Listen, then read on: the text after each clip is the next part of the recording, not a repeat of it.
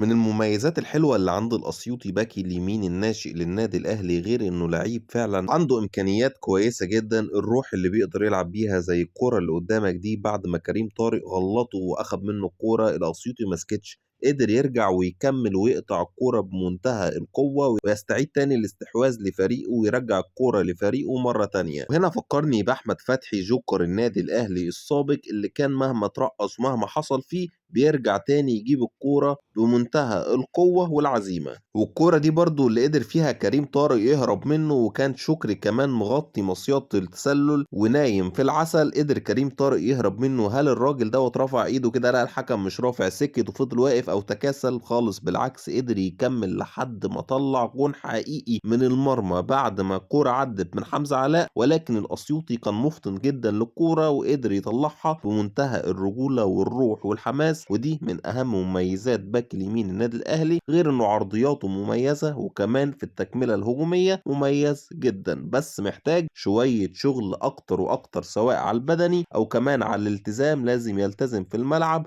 ومحتاج شوية تطوير في الشق الدفاعي.